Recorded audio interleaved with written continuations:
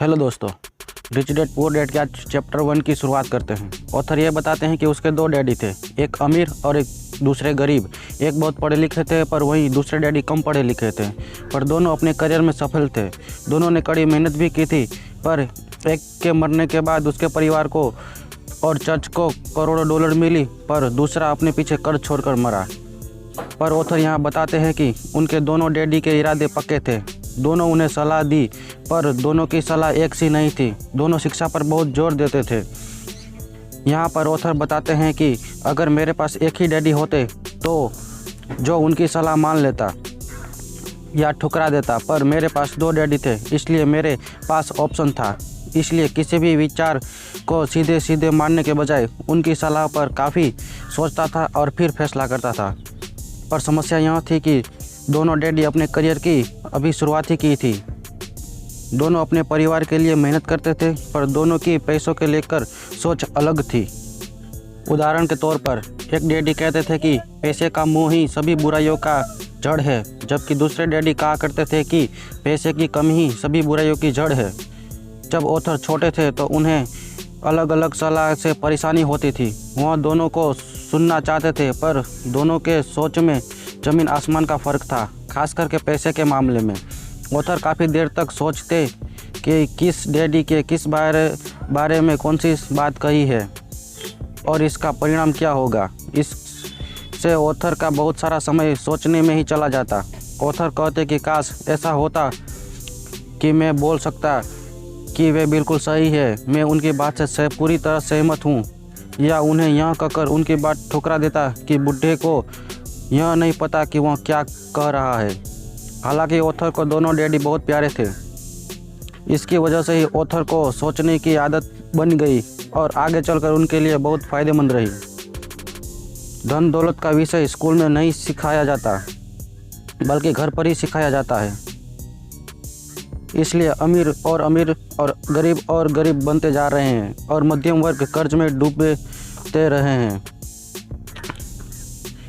कोई गरीब अपने बच्चे को क्या सिखाएगा? बस यही कि पढ़ो और मेहनत करो, पर पैसों के मामले में उसकी सोच तो वही रहेगी जो उसने बचपन में सीखा था। धन का विषय स्कूल में नहीं पढ़ाया जाता, वहाँ पर तो व्यवहारिक निपुणता पर ध्यान दिया जाता है, धन संबंधी निपुणता पर नहीं। इससे यह साबित हो जाता है कि स्मार्ट बैंकर्स, डॉक्टर स्कूल में अच्छे नंबर आने के बाद भी पैसों के लिए संघर्ष क्यों करते हैं।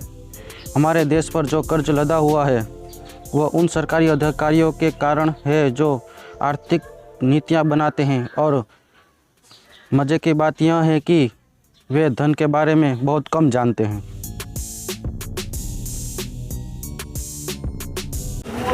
वो तो हमेशा सोचते तब क्या होगा जब हमारे पास ऐसे करोड़ों लोग होंगे जिनके आर्थिक चिकित्सक की मदद की ज़रूरत होगी। वे अपने धन संबंधी मदद के लिए या तो अपने परिवार पर या फिर सरकार पर निर्भर होंगे। क्योंकि मेरे पास दो प्रभावशाली डैडी थे, इसलिए मैंने दोनों से ही सीखा। मुझे दोनों की सलाह पर सोचना पड़ता था। इस तरह सोचते सोचते मैंने यह भी जान लिया कि किसी व्यक्ति के विचार उसकी ज़िंदगी पर कितना ज़बरदस्त प्रभाव डाल सकते हैं।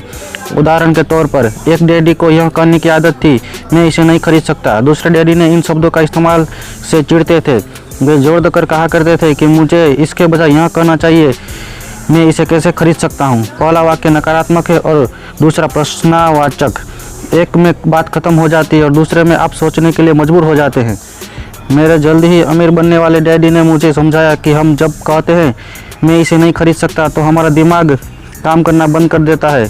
इसके बजाय जब हम यह सवाल पूछते हैं मैं कैसे खरीद सकता हूँ, तो हमारा दिमाग काम करने लगता है।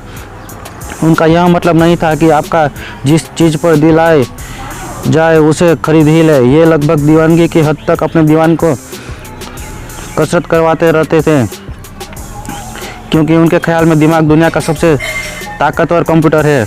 हालांकि दोनों ही डैडी अपने काम में कड़ी मेहनत करते थे, परंतु मैंने देखा कि पैसे के मामले में एक डैडी की आदत यह थी कि वे अपने दिमाग को सुला देते थे और दूसरे डैडी अपने दिमाग को लगातार कसरत करवाते रहते थे। इसका दीर्घकालीन परिणाम ये हुआ कि एक डैडी आर्थिक रूप से बहुत अमीर होते चले गए, जबकि दूसरे डैडी लगातार कमज़ोर होते गए।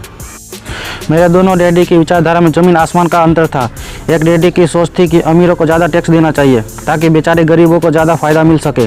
जबकि दूसरे डैडी कहते थे टैक्स उन लोगों को सजा देता है जो उत्पादन करते हैं और उन लोगों को इनाम देता है जो उत्पादन नहीं करते। एक डैडी सिखाते थे मेहनत से पढ़ो ताकि तुम्हें किसी अच्छी कंपनी में नौकरी मिल जाए, जबकि दूसरे डैडी की सीख यह थी मेहनत से पढ़ो ताकि तुम्हें किसी अच्छी कंपनी को खरीदने का मौका मिल जाए। एक डैडी कहते थे मैं इसलिए अमीर नहीं हूँ क्योंकि मुझे बाल बच्चों को पालना पड़ता है। दूसरे डैडी कहते थे मैं इसलिए अमीर बनना है क्योंकि मुझे बाल बच्चों को पालना है। एक डैडी डिनर की टेबल पर पैसों और बिजनेस के बारे में बात करने के लिए हमेशा प्रोत्साहित करते थे। दूसरे डैडी भोजन करते समय पैसों की बातें करने के लिए मना करते थे। एक का मानना था हमारा घर ही हमारा सबसे बड़ा निवेश है और दूसरे का मानना था मेरा घर मेरा दायित्व है, और अगर आपका घर आपकी नज़र में आपके सबसे बड़ी निवेश है तो आप गलत हैं।